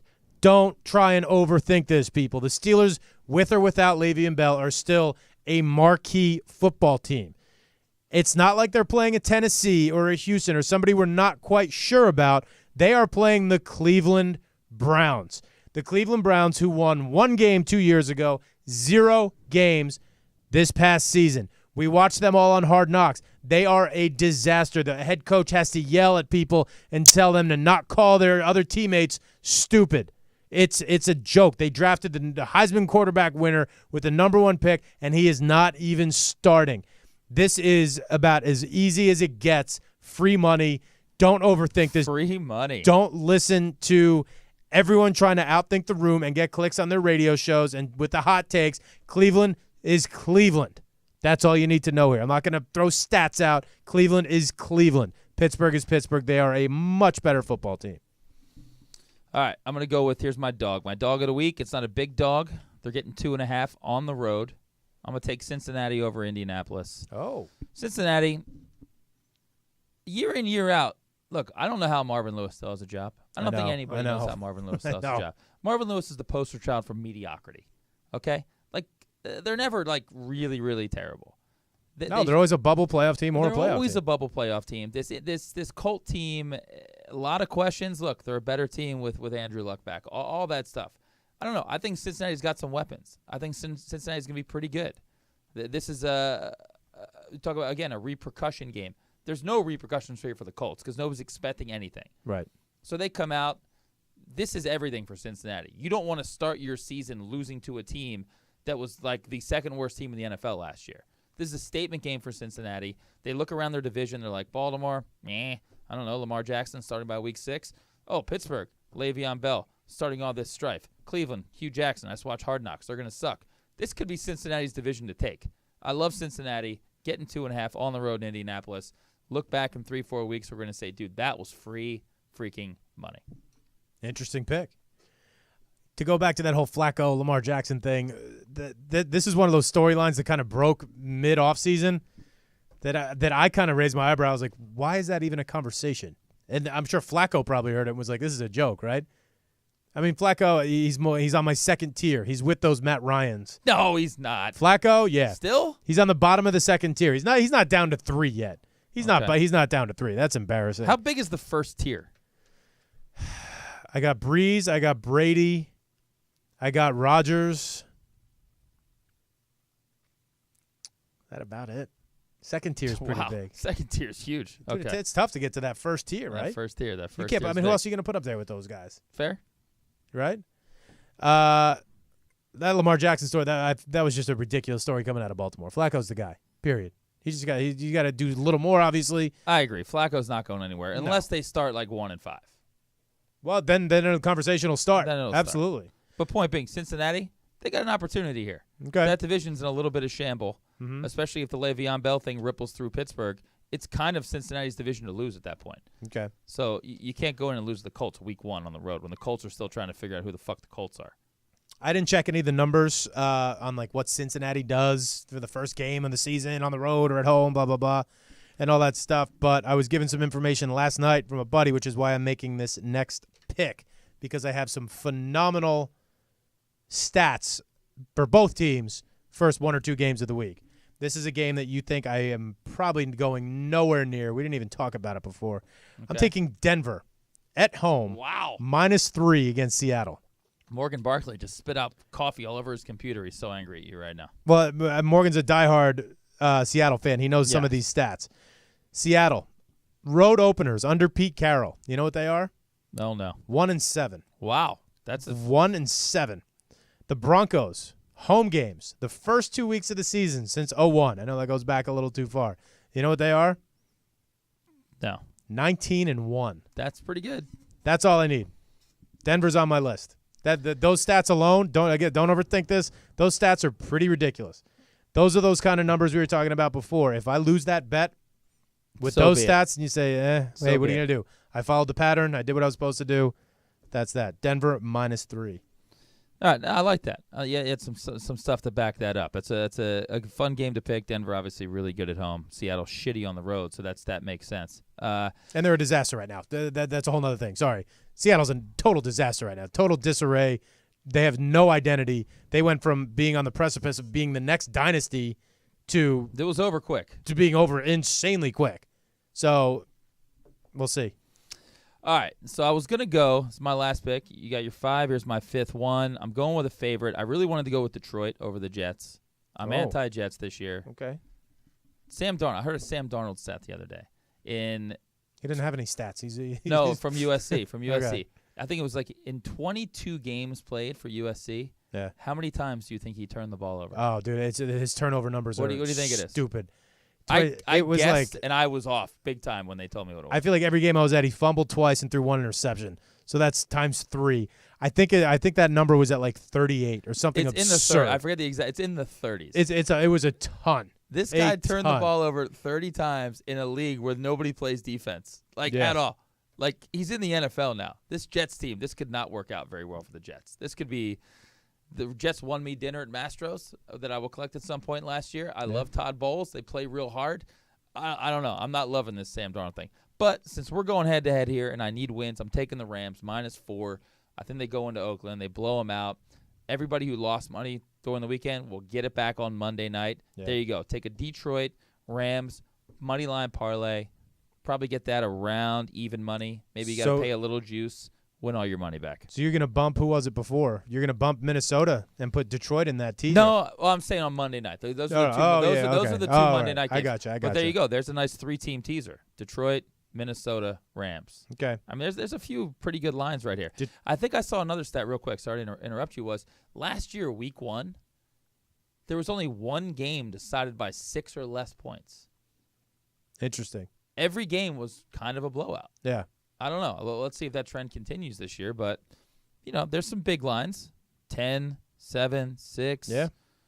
So we'll see. It's going to be a fun week, though. Run it down your recap again real quick of your picks. Recap. In the pros, I took Minnesota -6.5. I took the Rams -4. And I took Cincinnati on the road, getting 2.5 points. I would just say bet the money line there and take like what do you say, +2.5? +2.5. Yeah, I would say just bet the money line and take like the +130, whatever it is. And then in the college, I took Memphis -6.5 against Navy. And my boys up there at Stanford, the Fighting Tiger Woodses, the Cardinal -6.5 versus USC. Those 6.5s, those opposite hooks. It's kind of weird. So you got Minnesota, Rams, Cincy, Memphis, Stanford. All right. For me, I'm going Arizona State, getting 7 at home. Who doesn't love a home dog getting points? Brent Musburger. Arizona State +7 against Michigan State. Ohio State -35. I'm going to swallow 35 points against Rutgers. I feel like that's going to be a pretty easy bet, too. I'm going Houston +6.5 on the road at New England. Steelers -4.5 at Cleveland. I feel comfortable with that Steelers bet up to 7. And then I'm going to go in a weird pick, Denver -3 versus Seattle. Those are mine. I like We're it. going to post them up tomorrow morning, too, so that we can be credible. I'm 2-3 so far. Jay, I thought it was 2-3. You're 3-2. 3-2. Asterisks already after week 1, huh? Always an asterisk when I'm concerned. When I then get some wins. The big bet, I owe you Mastros from the Jets last year. Our big bet this year is I have the under for Cleveland, 5.5 wins. You have the over Cleveland, 5.5 I'm wins. in a world of trouble. We got Mastros. Ideally, I hope I win this because that means that we get to go to Mastros twice, and then we just split it Yeah, there both are times. no losers. There are no losers. Like that's as good as it gets. Last gambling point, and I say this every week, my lock of the year always, if I'm only allowed to make one play throughout the whole weekend, Alabama first half every week. It literally wins every week. Every week. When they play good teams, it's almost an absolute lock. When they play bad teams, you never know how Saban's going to come out and run the ball. Usually you take the points when they play like a Colorado State or an Arkansas State or a McNeese State because Saban just doesn't run it up.